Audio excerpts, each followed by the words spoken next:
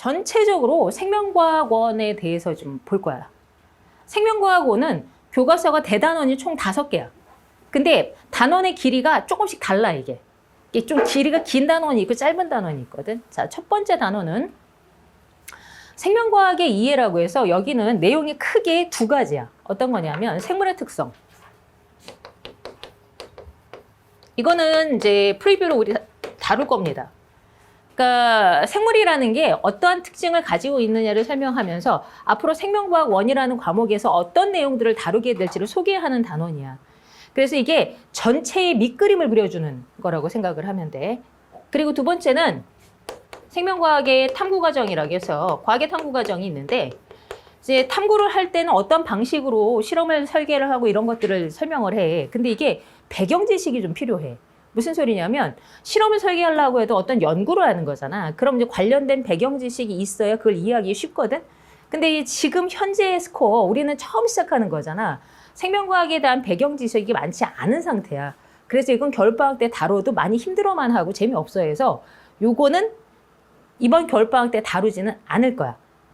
근데 내용을 한번 훑어보고 나서 저걸 들어가면 오히려 훨씬 편안하거든. 그래서 이거는 3월에 내신 대비 들어갈 때 본격적으로 다룰 거야. 자, 그래서 1단원은 저 내용 2가지밖에 없어. 그럼 수능도 생물의 특성 하나, 과학의 탐구 하나, 딱 2문제 나오는 동네야. 20문제 중에서. 그것도 2점짜리 하나, 3점짜리 하나, 이 정도. 자, 그리고 2번째가 사람의 물질대사. 요 파트는 이제 물질대사라는 개념은 니네 배웠지, 통합과학에서도. 그치? 그래서 물질대사 지금 배운 개념 플러스 이 물질대사 중에서도 물질대사를 왜 하느냐라고 했을 때 사람이 살아가려면, 생물이 살아가려면 에너지가 필요하잖아. 그 에너지를 세포에서 만들 때 필요한 물질이 있고 또 노폐물이 생길 거 아니야. 그걸 어떻게 처리하는지에 관한 얘기야. 즉, 물질대사에 관한 내용과 기관계 얘기를 그래서 합니다. 근데 기관계는 한 4가지만 다루게 되는데 여기에서 이게 좀 주의할 부분이 있어. 기관계 파트는 여기가 지엽적인 보기가 많이 나올 수가 있어. 교과서가 이제 몇 번씩 바뀌어가면서 좀 지저분한 암기 내용이 많은 거는 교과서에서 이미 다 쳐냈거든? 근데 앞에 교과서에 남아있던 내용들이 있단 말이야. 그거를 학교 선생님이 그냥 설명하시는 김에 다 하는 학교가 가끔 있어. 그러면 교과서적인 내용만 하면 요만큼만 하면 되는데 관련된 내용을 학교에서 다 다루잖아. 그럼 내용이 이때만해져. 암기량이 확 늘어버리는 거야.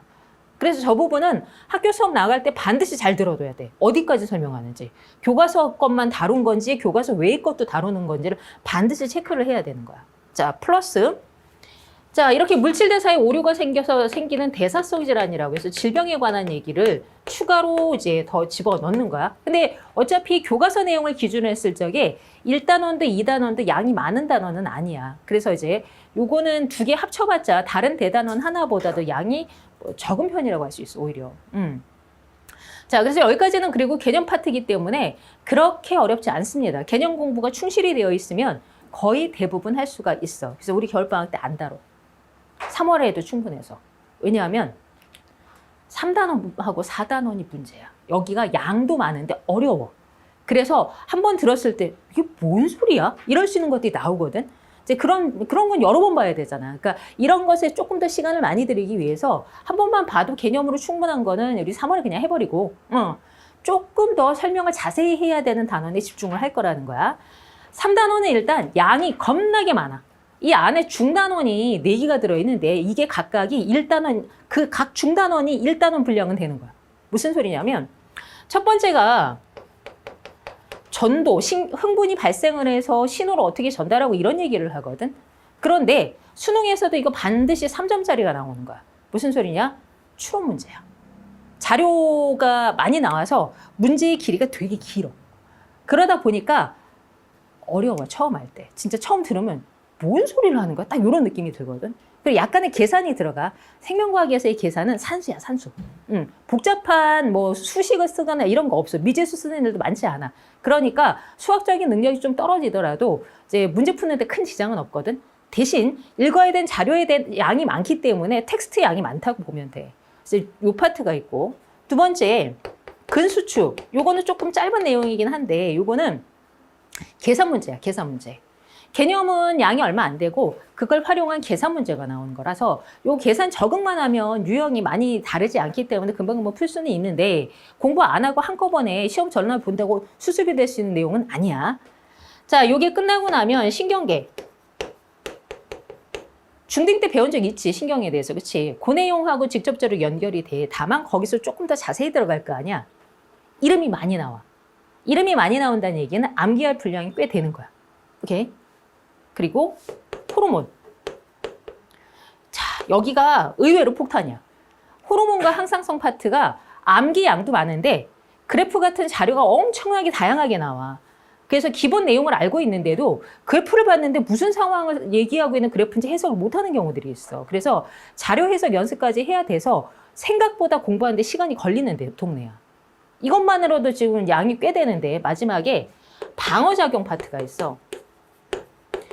자, 우리 이제 면역 반응이라든 이런 얘기하는 거든 말 그대로 내 몸을 방어하는 시스템에 관한 얘기를 하는 거야. 이것도 분량이 상당히 많습니다.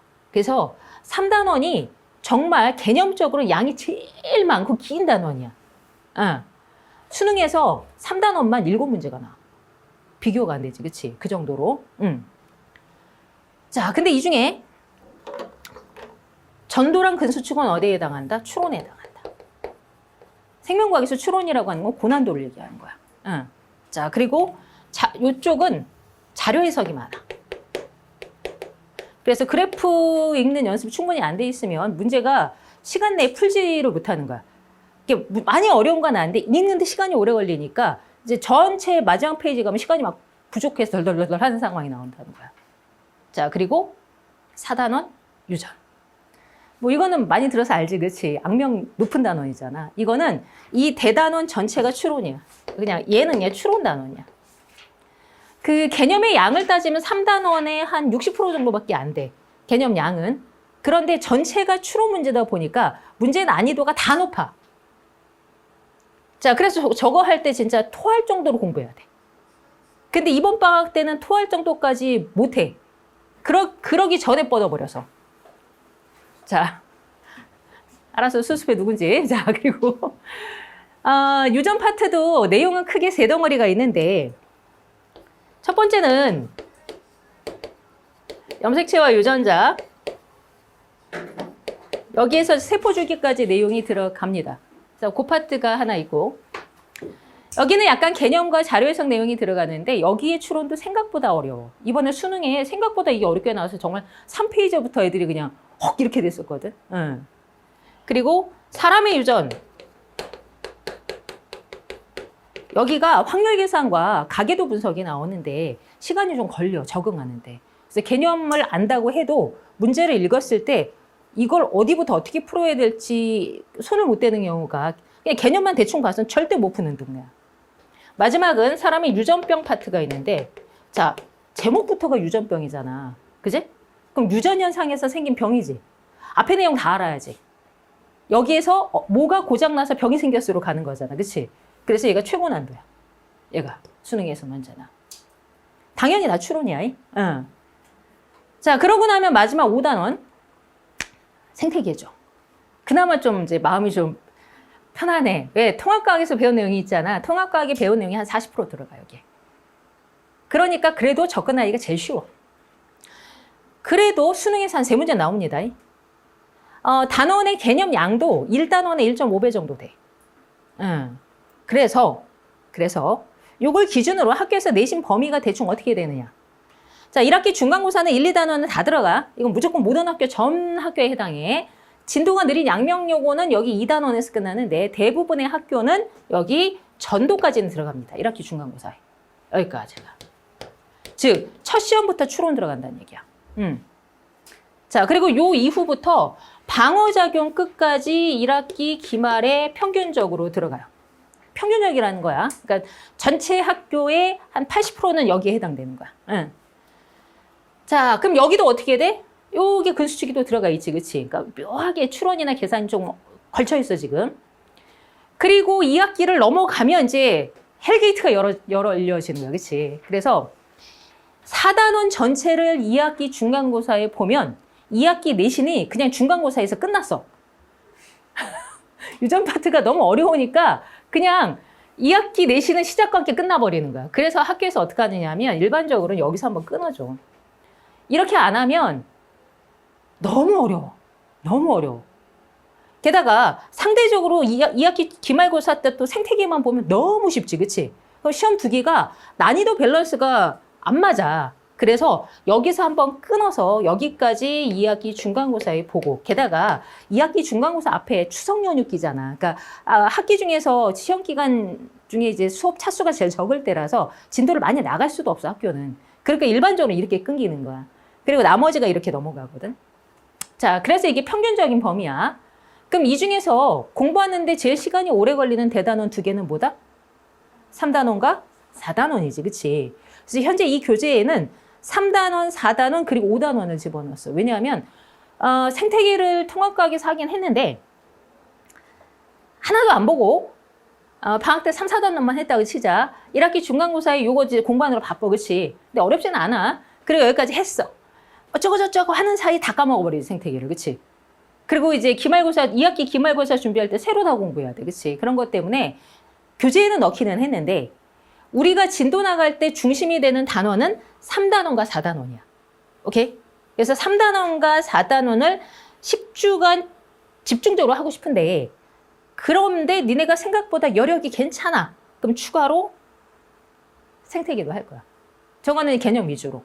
문제가 어차피 개념만 나면 거의 푸는 거니까. 오케이? 응.